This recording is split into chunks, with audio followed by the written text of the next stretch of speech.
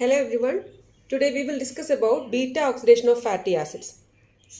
The major pathway of catabolism of fatty acids is beta oxidation and it is the most common fatty acid oxidation.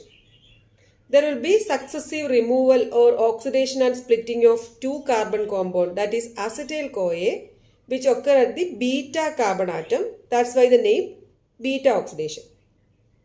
So consider this is the fatty acid chain. Here the numbering starts from the carboxylic, that is COOH end as 1, then 2, 3, 4, 5 and so on. The second carbon is also represented as alpha, third carbon as beta, then gamma and so on. Oxidation and splitting of two carbon units occurs between the alpha and beta carbon atoms. That's why it is called as beta oxidation. This beta oxidation occurs at the mitochondria, especially in liver, adipose tissue and muscles, and in conditions like fasting, starvation and diabetes mellitus. Let's see the steps of beta oxidation. Three main steps.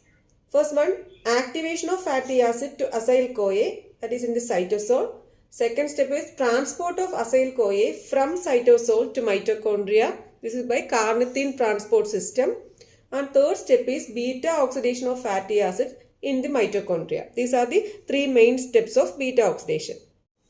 Coming to the first step, that is the activation of fatty acid in the cytosol. Here the fatty acid is activated from acyl-CoA by the addition of CoA, and this is by the enzyme acyl-CoA synthetase or thiokinase.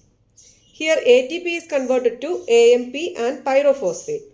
This pyrophosphate is hydrolyzed to form inorganic phosphate, and this step is the only step in fatty acid oxidation which requires energy from ATP. And here two high energy bonds or ATPs are utilized. So this is the first step, that is activation of fatty acids.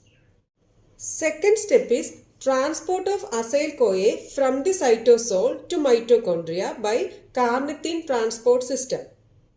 The inner mitochondrial membrane is impermeable to acyl-CoA. So acyl-CoA cannot be transferred to inner mitochondrial membrane. So it requires carnitine transport system or shuttle system.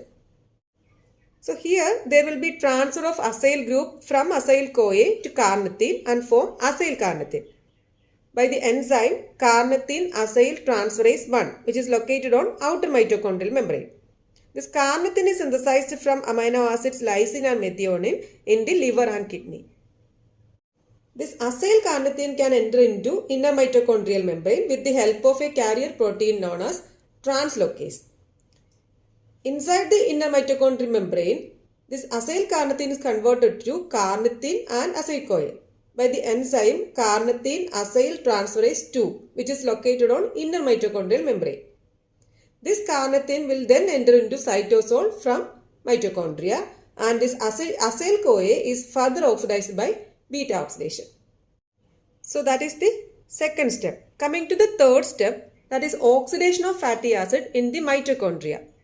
This includes four reactions: dehydrogenation, hydration, again dehydrogenation, and fourth one is cleavage. First step is dehydrogenation. Here acyl-CoA in the mitochondria by the help of enzyme acyl-CoA dehydrogenase, there will be dehydrogenation and form trans-enoyl-CoA. Here FAD is converted to FADH2. This FADH2 enters electron transport chain and form 1.5 ATP. Second step is hydration. This is by the help of the enzyme enoyl-CoA hydratase. This trans-enoyl-CoA is converted to beta-hydroxy-acyl-CoA. This is the second step. Coming to the third step, that is dehydrogenation. Here beta-hydroxy-acyl-CoA is dehydrogenated to form beta-keto-acyl-CoA. Here the enzyme is beta-hydroxy-acyl-CoA dehydrogenase. Here NAD is converted to NADH plus H plus, and this NADH enters electron transport chain and forms 2.5 ATP. Fourth step is cleavage. With the help of enzyme thiolase, beta-keto-acyl-CoA is cleaved to form acyl-CoA and acetyl-CoA. This acetyl-CoA, which is the 2-carbon compound which enters TCA cycle, And this acyl CoA again follows the same steps of beta oxidation. And with every cycle, there will be removal of 2 carbon unit, that is acetyl CoA. So if palmitic acid, which is a 16 carbon fatty acid, undergoes beta oxidation, it undergoes 7 cycles of beta oxidation with successive removal of 2 carbon units and form 8 acetyl CoA. Here 7 NADH and 7 FADH2 are formed. So coming to the energetics, palmitoyl CoA is a 16 carbon compound. It gives 8 acetyl CoA, 7 NADH plus H plus and 7 FADH2. 1 acetyl CoA is oxidized to form 10 ATP. 1 NADH in electron transport chain forms 2.5 ATP and 1 FADH2 forms 1.5 ATP.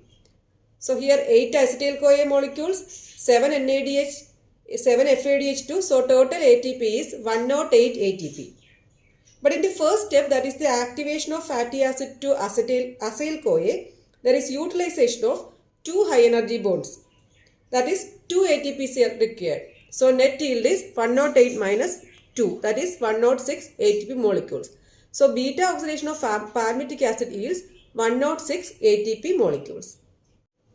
In the case of stearic acid, which is an 18 carbon compound which undergoes 8 cycles and give diacetyl CoA which gives 90 ATP, then 8 NADH plus H plus 8 FADH2. So the total ATP is 122 ATP. But in the first step, that is the activation of fatty acid to acyl CoA, there is utilization of 2 high energy bonds. So 2 ATPs are required. So there will be 122 minus 2, that is 120 ATPs are formed from beta oxidation of stearic acid. Coming to the regulation of beta oxidation is mainly regulated by the regulation of carnitine acyl transferase 1 enzyme by malonyl CoA. This enzyme is the rate limiting enzyme of beta oxidation.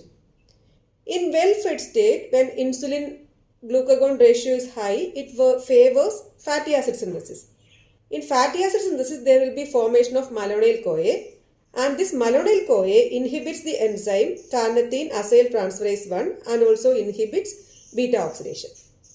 But in the case of fasting state, insulin glucagon ratio is low, so malonyl CoA formation is inhibited and it favors beta oxidation.